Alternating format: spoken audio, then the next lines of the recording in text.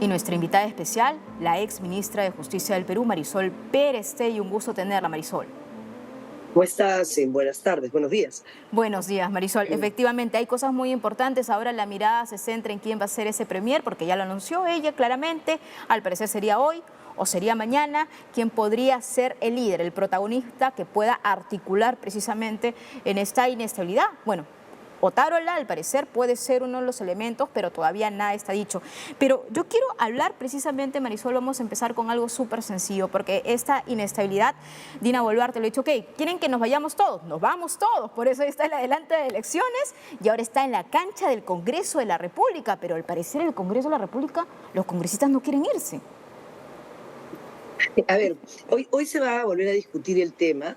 Claramente, desde hace muchos meses, porque esto no es que haya surgido en los últimos 15 días Claro. o a partir de las protestas, la demanda tiene ya, digamos, es consecuencia del desgaste del Congreso y de la pésima gestión del Ejecutivo. Tenemos un Congreso hecho a la medida de un Ejecutivo pésimo. Sí. Eso no significa que no hayan buenas personas en el Congreso, por supuesto que hay, en ellas tenemos puesta la esperanza, Sí. porque los caminos constitucionales son dos. Uno es el camino de la mayoría, que es 85 votos, ese es un camino solo congresal, 85 votos en una primera legislatura que termina en enero, 85 votos en una segunda legislatura que empieza en marzo. Así es. Pero también hay otro camino que para mí es el que podría lograrse, que es el más camino viable del referéndum, pero que además tiene una ventaja comparativa, que es la ventaja de la legitimidad.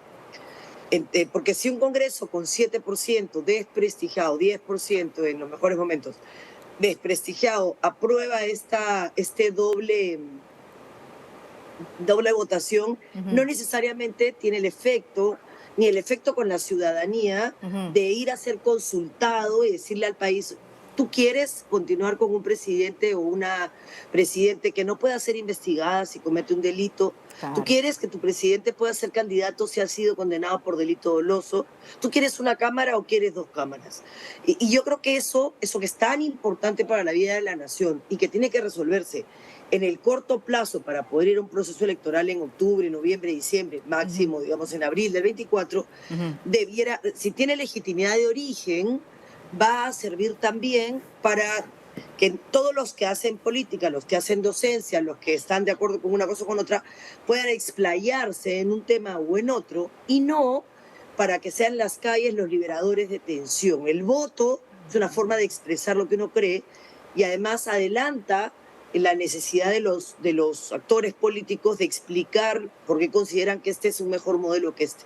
Así que yo creo que ese es el camino, ojalá que lo consigamos y que entre tanto se pueda controlar a los violentistas que están aprovechando esta situación, pero también atender demandas legítimas que estos aprovechan para llevar carne de cañón y que tengamos los muertos y heridos que tenemos en la policía y en la sociedad civil. Marisol, es una mirada muy interesante, ¿no? Porque para que nos sigan y nos entiendan, pues eso se trata de una reforma constitucional. Sí.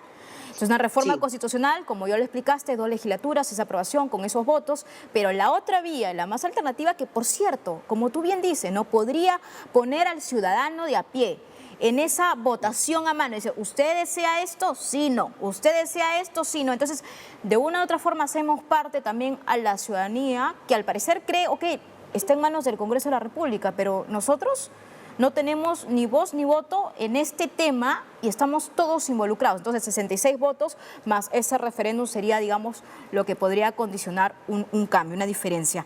Ahora, acerca de estos rumores, porque se hablaba mucho, Marisol, el sábado, incluso el viernes, de la renuncia de Dina Boluarte. Ya muchos especialistas, politólogos decían, bueno, el escenario es más que complejo, si es que realmente eso pasaría. Hubo luego un Consejo de Estado, también un gabinete, pues un Consejo de Gabinete Ministerial, pues muy importante, extraordinario, y se le dio el respaldo totalmente a Dina Boluarte. A ver, ¿qué pasaría según tu perspectiva ahí, Marisol? Porque si Dina Boluarte da un paso al costado, ¿qué se nos vendría? Lo mismo. El problema no es la presidenta Boluarte. El problema es que hay un descrédito de la clase política en la que todos los políticos tenemos responsabilidad. Y eso hay que decirlo y hay que asumirlo, ¿no? También tenemos responsabilidad indirecta en las tragedias que hay en este momento sucediendo en todo el Perú y en Sí. las muertes. Por supuesto que sí, porque Ujú, un país como el nuestro, tan ujú. hermoso, pero tan fracturado, con tanta desigualdad, siempre al borde del abismo, porque nosotros tenemos estos ciclos de al borde, ¿no? Nosotros tenemos una democracia que ha comenzado en los 90 Ujú. y antes hemos estado en golpes de Estado y eso pues es un quiebre, partidos políticos totalmente fragmentados, un proceso de descentralización nominal, pero no real, en el que no se han descentralizado capacidades y tenemos gobiernos regionales desastrosos.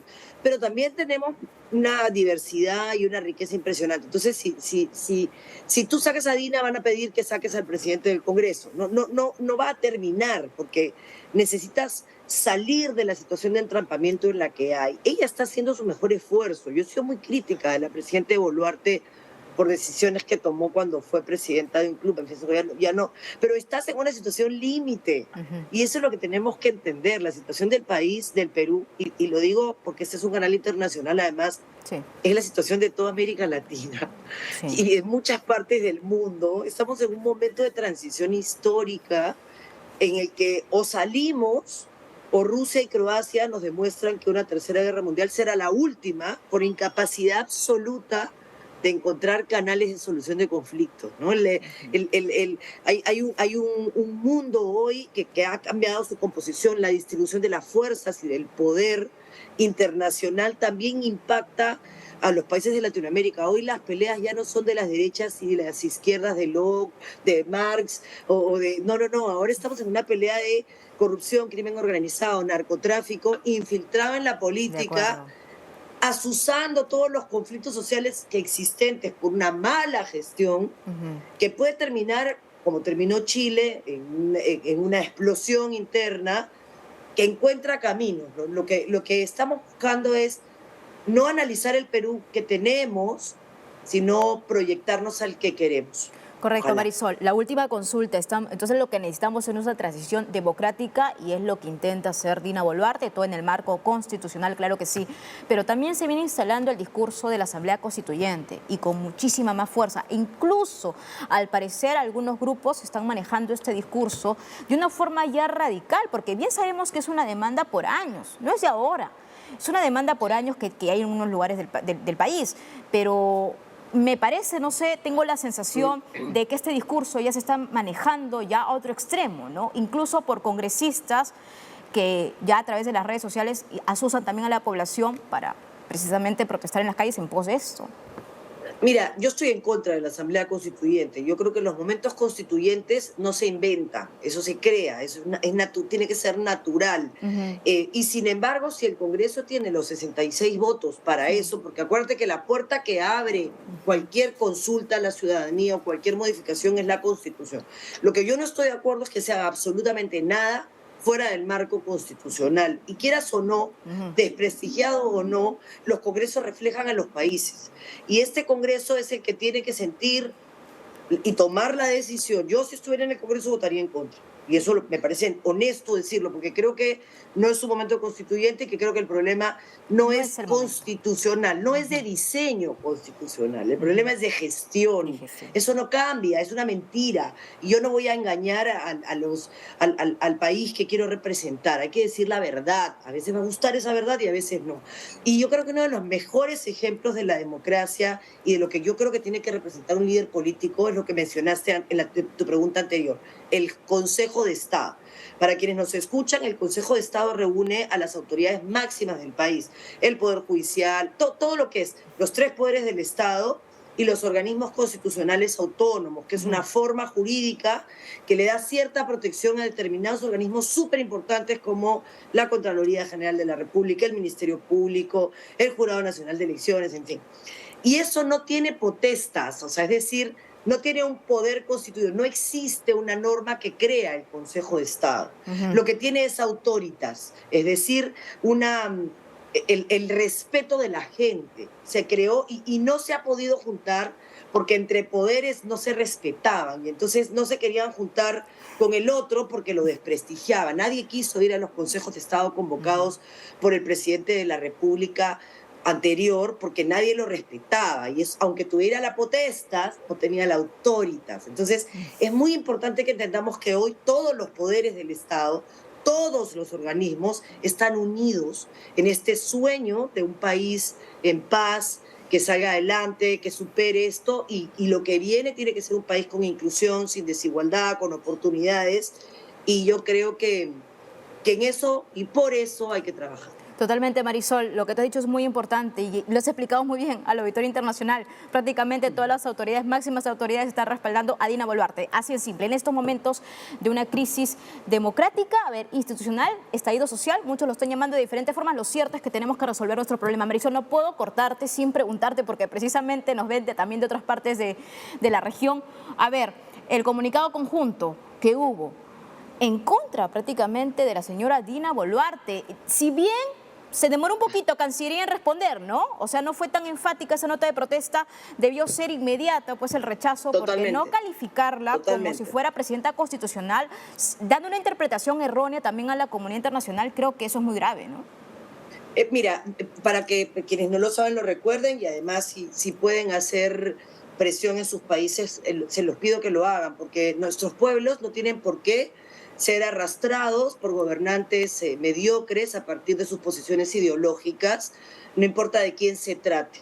Yo creo que la gente tiene derecho a tener una posición política, eso es legítimo, pero cuando tú eres presidente, hombre o mujer, tienes el deber de llevar a tu pueblo. No es un espacio para hacer política ideológica, es un espacio para hacer geopolítica o para hacer una política que atienda demandas nacionales pero que se enmarcan en un tema internacional porque hoy las fronteras son, en realidad, ya no existen. Hoy tenemos una humanidad que se necesita mutuamente, los temas de migración, temas de legislación mucho más respetuosos de la regularización de un migrante, del trabajo, de la pensión de ida y vuelta, cómo se regula el dinero que se envía a las remesas, en fin. Sí. Hoy somos cruzas la línea de un lado a otro y debieras de tener un nivel de protección mínimo.